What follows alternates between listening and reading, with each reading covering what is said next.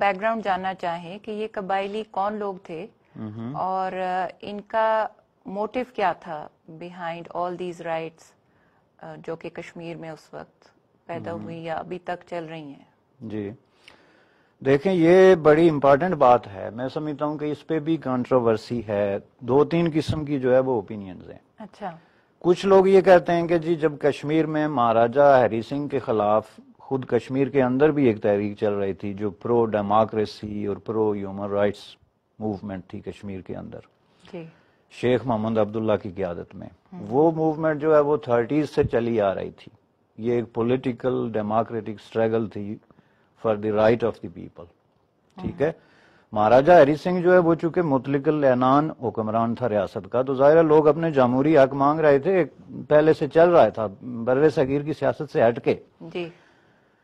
تو 1947 میں جب یہ سچویشن ہوئی، پارٹیشن ہوئی، تو اس کے بعد یہ کہتے ہیں کہ جی مہاراجہ نے بہت زیادہ جو ہے نا سپریشن شروع کر دی ریاست میں، کہ جو لوگ جو اپوز اس کو کر رہے تھے اس کے خلاف اس نے ڈراسٹک ایکشن لیے، ان کو اریسٹ کیا. ممکن ہے یہ بات صحیح بھی ہو، خود شیخ عبداللہ جو ہیں وہ اس وقت جیل میں آتے جاتے تھے، اریسٹ ہوتے تھے. اچھا.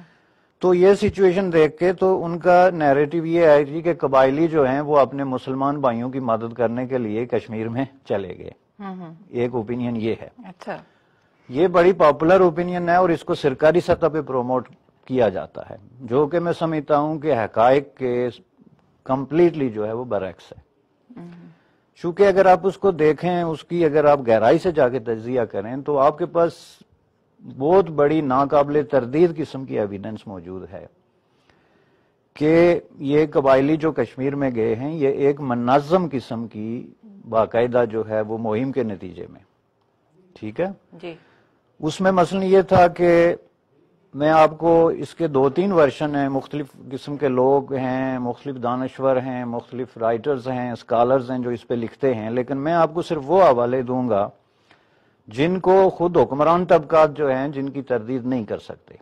اس میں پہلا حوالہ جو ہے نا وہ میں آپ کو دیتا ہوں کہ کس طرح جو ہے اس میں اسٹیٹ آف پاکستان اور پاکستانی ملٹری کے ٹاپ جو کمانڈ تھی اور جنرل تھے وہ انوالو تھے، جنہوں نے کہ قبائلیوں کو جمع کیا اور اس کے بعد وہ لے کے ان کو کشمیر میں گئے. اچھا. اس میں پہلا بڑا حوالہ جو ہے وہ خود سردار شوکت ایاد کا ہے. ٹھیک. سردار شوکت ایاد جو ہیں وہ قائد اعظم محمد علی جناح کے بہت ہی قریب ترین ساتھی تھے. قائد اعظم محمد علی جناح نے ان کو شوکت اسلام کا خطاب دیا ہوا تھا. شوکت پنجاب میں یعنی ایک امپارٹنٹ قسم کی حیثیت تھی ان کی، اور منسٹر تھے وہ، مسلم لیگ کے سب سے بڑے لیڈر تھے، ٹاپ چوٹی کی جو ڈیسیجن میکنگ لوگ تھے ان میں ان کا شمار ہوتا تھا. انہوں نے اپنی کتاب قوم گمگشتہ جو ہے اردو میں بھی ہے اور وہ انگلش میں بھی ہے، اس میں انہوں نے واضح طور پہ اس ایشو پہ لکھا ہے. اور انہوں نے یہ لکھا ہے کہ مجھے جو ہے وہ انچارج بنایا گیا تھا کشمیر مہم کا، ابھی جو ہے وہ قبائلی وہاں جانے سے پہلے کی بات کر رہا ہوں میں، اور مجھے یہ کہا گیا کہ آپ جو ہے وہ کشمیر کے حوالے سے کوئی اقدامات کریں، یعنی کشمیریوں کی مدد کریں. تو میں نے جو ہے وہ جنرل اس وقت جو بریگیڈیئر تھے اکبر اور بریگیڈیئر شیر خان، دو جو حاضر سروس ملٹری ٹاپ لوگ تھے، ان کی میں نے جو ہے مدد طلب کی. اور ہم لوگوں نے مطلب ایک طویل ڈسکشن کے بعد ایک پلان چاک آؤٹ کیا، جس میں بعد میں جو ہے انہوں نے یہ لکھا کہ ایک خورشید انور بھی شامل ہو گئے. اور خورشید انور جو ہے وہ جو نیشنل گارڈ تھا اس وقت مسلم لیگ کا، جی، اس کے وہ سمجھ لیں کہ کمانڈر ان چیف رہ چکے تھے صوبہ سرحد میں. تو یہ جو 3-4 لوگ تھے انہوں نے مل کے تو یہ پلاننگ کی، اور یہ خود انہوں نے لکھا ہے اپنی کتاب میں. آپ جا کے اس کو خود سردار صاحب کی بک جو ہے اس میں پڑھ سکتے ہیں کہ انہوں نے کہا کہ یہ ہم نے پلاننگ کی. اس کے بعد انہوں نے 3 لاکھ روپیہ جو ہے اس وقت، جو آج میرے خیال میں تو اس کا حساب بھی نہیں کر سکتا ہوں کہ اتنے 60 سالوں میں آج وہ کیا رقم بن گئی ہوگی، وہ انہوں نے سرکاری خزانے سے نکال کے ان کو دیا. اس کے بعد یہ جو بریگیڈیئر اکبر خان تھے یہ اس وقت GHQ میں جو اکوپمنٹ اور ویپن ڈپارٹمنٹ تھا اس کے انچارج تھے. تو انہوں نے چونکہ اس وقت پاکستانی فوج کا ہیڈ جو ہے وہ انگریز تھا، تو اس کو بتائے بغیر انہوں نے وہاں سے اسلحہ انہوں نے خود لکھا کہ میں نے وہاں سے تمام جو لاجسٹک سپورٹ ہے، اسلحہ ہے، یہ بندوقیں ہیں، وہ لے کے تو قبائلیوں کو دی، اور اس کے بعد یہ قبائلی جو ہیں ان کو باقاعدہ منظم کیا گیا، اور منظم کرنے کے بعد ان کو جو ہے وہ ریڈ کے لیے کشمیر میں بھیجا گیا۔ مسٹر صاحب پلیز ہولڈ دیٹ تھاٹ۔ ناظرین، ہم بات کریں کشمیر میں قبائلیوں کے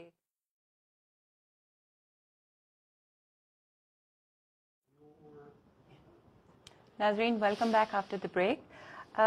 بیرسٹر صاحب ہم بات کر رہے تھے، آپ بات کر رہے تھے سردار شوکت حیات کی، پلیز کنٹینیو کریں گے آپ؟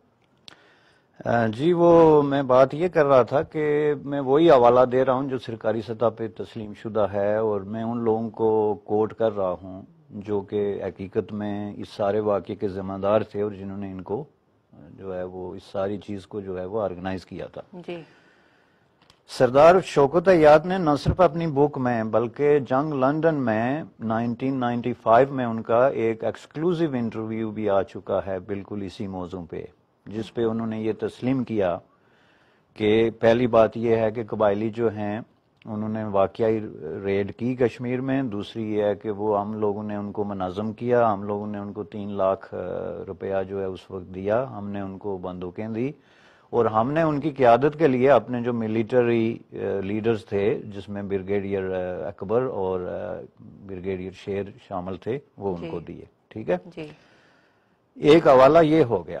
بالکل۔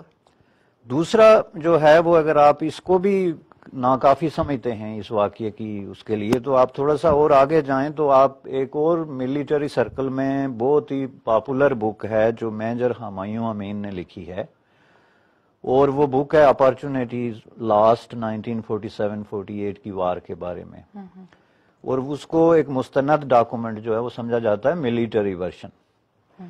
اس میں انہوں نے اس واقعے کو جو ہے اس پہ بڑی تفصیل سے لکھا ہے، اور انہوں نے واضح طور پہ 2-3 مغالطے جو ہیں، ایک تو یہ کہ جی قبائلی خود بخود چلے گئے تھے، اس میں انہوں نے پوری تفصیل سے بتایا کہ کس طرح جو ہے وہ گورنمنٹ نے ٹرک ارینج کیے، اچھا، جن ٹرکوں پہ بیٹھ کے جو ہے نا وہ ان کو لایا گیا قبائلیوں کو، اس کے بعد ان کو ایبٹ آباد کے قریب جو ہے وہ رکھا گیا جب یہ تیاری ہو رہی تھی، اور اس کے بعد جو ہے اس میں کون کون سے قبائل شامل تھے ان کو منظم کرنے میں۔ اس میں ایک چیز میں آپ کو بتاؤں کہ بہت امپارٹنٹ ہے جی، کہ یہ جو سارے لوگ تھے شوکت حیات سمیت، جو جنرل اکبر تھے یا جنرل شیر تھے یا جیسے دوسرے جو ہے وہ ابھی میں نے جن کا حوالہ دیا تھا خورشید انور صاحب تھے، جی، ان سب کا سرحد کے ساتھ بڑا قریبی تعلق بنتا تھا۔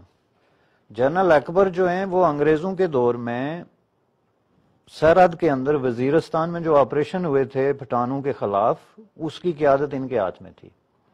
اس وقت وہاں کے لوکل قبائل کے ساتھ ان کا جو ہے نا ایک ریلیشن شپ ڈیولپ ہوئی، ان کو پتا تھا کہ یہ قبائل جو ہیں کون ہیں، کس طرح لڑتے ہیں، ان کے پاس کتنا اسلحہ ہے۔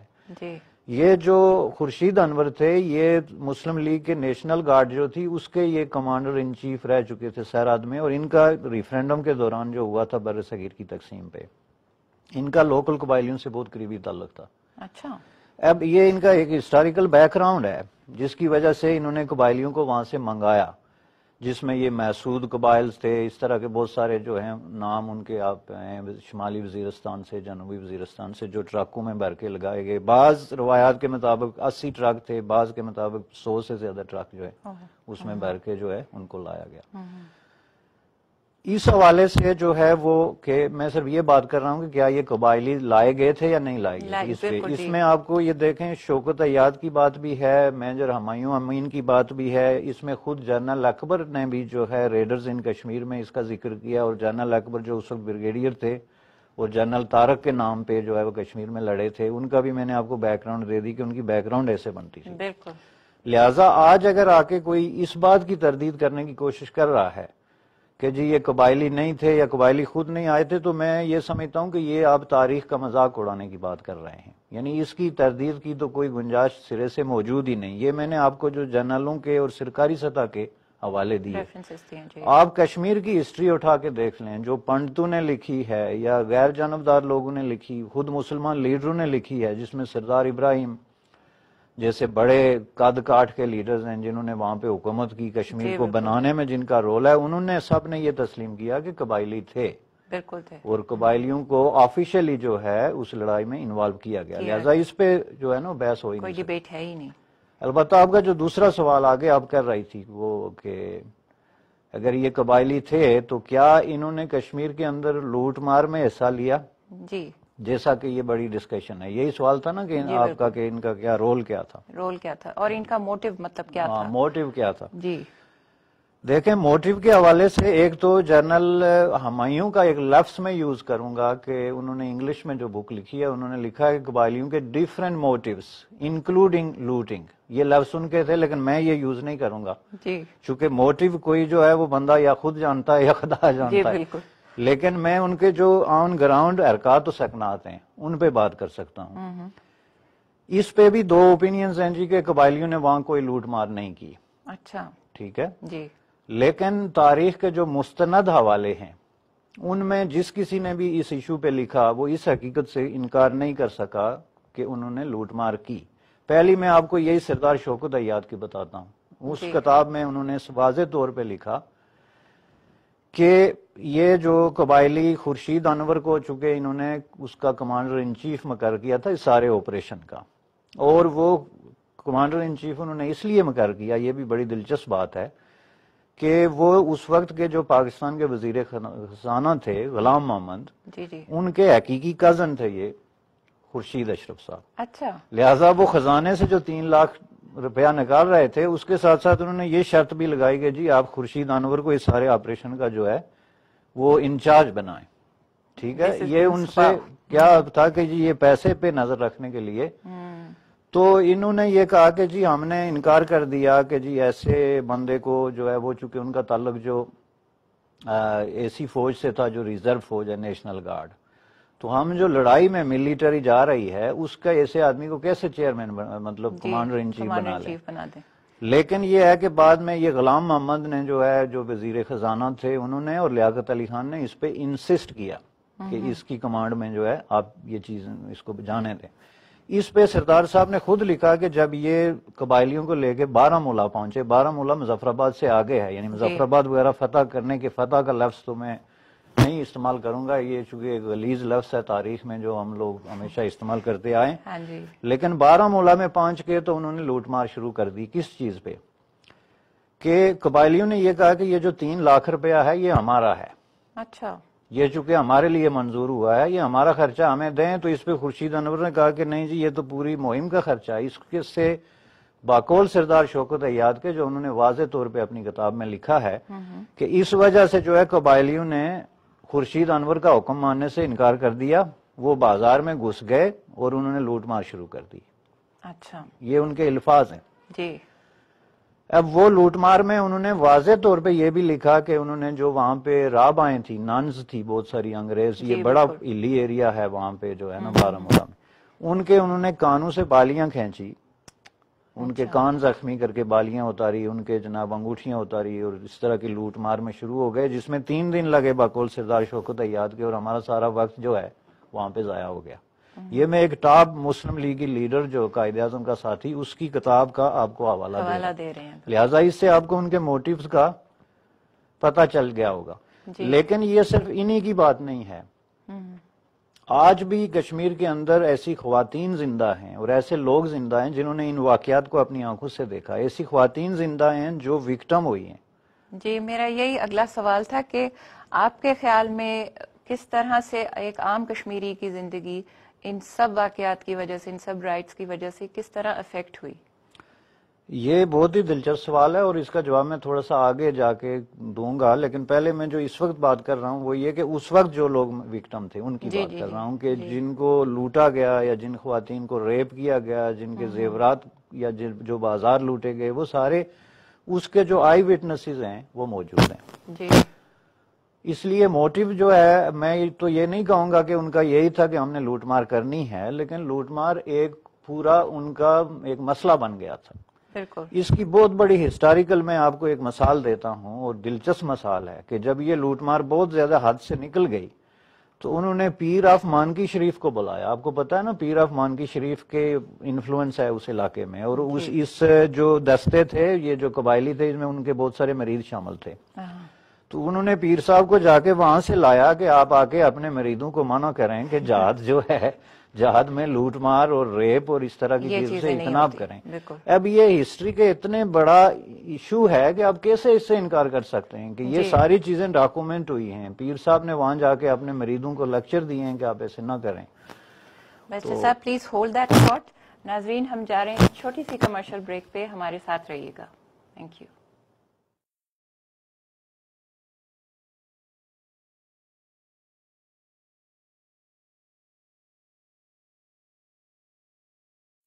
ناظرین ویلکم بیک. بیسٹر صاحب آپ ابھی جو بات کر رہے تھے وہ آپ بات کر رہے ہیں ہسٹری کی 1947 اس ٹائم کی. میں آپ سے جاننا چاہتی ہوں کہ کیا آپ کے پاس ابھی کوئی آئی وٹنسز یا ان کے کوئی ریفرنسز, ایسے لوگوں کی بات کریں جو آج بھی ان چیزوں سے کے بارے میں اثر انداز ہوئے ان کی زندگی, اور وہ آج بھی ہم سے اس ٹاپک کے اوپر بات کر سکتے ہیں یا اپنے آئیڈیاز شیئر کر سکتے ہیں؟ دیکھیں بڑی دلچسپ بات ہے. اس کے دو پہلو ہیں. ایک تو عام لوگ ہیں وکٹم, جی, اور جیسے کہ میں نے عرض کیا کہ کشمیر میں آج بھی اور کشمیر سے باہر بھی ایسے لوگ ہیں جو ان واقعات میں وکٹم تھے, جی, وہ زندہ ہیں. اس میں ایسے لوگ بھی زندہ ہیں جنہوں نے ان واقعات میں حصہ لیا, یعنی جو انویڈرز کے ساتھ تھے, جس میں خود کچھ ایسے قبائلی بھی محسود قبائل میں اور وزیرستان میں اکا دکا لوگ زندہ ہیں جنہوں نے اس وقت 1947 میں اس ریڈ میں حصہ لیا. پھر یہ ہے کہ ہمارے کشمیر کے اندر بہت سارے ایسے بڑے بڑے لیڈر ابھی تک زندہ ہیں جو اس وقت ان واقعات کا حصہ تھے, جو آزاد کشمیر کے صدور رہے ہیں, بڑے عہدوں پہ فائز رہے ہیں, عام لوگ بھی ہیں. لیکن ان سب سے بڑھ کر میں آپ کو ایک ایسے شخص کی یہاں پہ جو ہے وہ ایویڈنس دوں گا جس کی کریڈیبلٹی کو کوئی چیلنج نہیں کر سکتا. اچھا جی. اور وہ ہیں ایئر مارشل اصغر خان, جو ابھی زندہ بھی ہیں, اور وہ اس وقت جو ہے رسال پور میں انسٹرکٹر تھے جو آپ کی جو ہے وہ ایئر فورس ہے. جی بالکل. انتہائی اہم عہدے پہ وہ جو ہے وہ فائز تھے اور ہائی لیول تک ان کی جو ہے پہنچ تھی. انہوں نے اپنی کتاب میری جدوجہد میں اس حوالے سے لکھا ہے. ایک تو وہ اس کتاب نے لکھا ہے, دوسرا جو ہے ان کا 2010 میں روزنامہ خبریں میں ایک بہت بڑا تفصیلی انٹرویو آیا تھا جس میں انہوں نے ان سارے واقعات پہ روشنی ڈالی تھی کہ یہ کیا تھا. انہوں نے اپنی کتاب میں میری جدوجہد میں لکھا ہے کہ میں جب رسالپور میں تعینات تھا تو میں کشمیر میں رونما ہونے والے واقعات میں ملوث رہا ہوں, انہوں نے یعنی میں شامل رہا ہوں. ٹھیک. اور اس کے ساتھ ساتھ انہوں نے یہ بھی لکھا کہ میرا اپنا چھوٹا بھائی میجر اسلم خان جو ہے وہ مظفر آباد میں لڑائی میں شریک تھا, فوج میں حاضر سروس میجر تھا, جی, جس کو بعد میں انہوں نے یہ کہا کہ چینج تبدیل کر کے گلگت بلتستان کے ماز پہ بھیج دیا گیا. یہ تو یہ بھی نہیں مانتے نا کہ گلگت بلتستان میں ہماری ملٹری انوالو تھی, یہ کہتے ہیں جی مقامی مجاہدوں نے آزاد کرائی. یہ اصغر خان کی بالکل ناقابل تردید قسم کی, بلکہ انہوں نے کہا کہ میرا ایک دوسرا تیسرا جو ان کا بھائی تھا وہ بھی گلگت بلتستان کے ماز پہ تھا. اچھا. اور انہوں نے لکھا کہ یہ جو اکبر خان تھا جو اس وقت کرنل اور بریگیڈیئر کے درمیان غالباً کرنل لکھا انہوں نے, وہ جو ہے اس محاذ کی جو ہے وہ کمانڈ کر رہا تھا. اب اس سے جو دوسرا مغالطہ ہے میں اس کی طرف آتا ہوں کہ جی کچھ لوگ یہ کہتے ہیں کہ چلو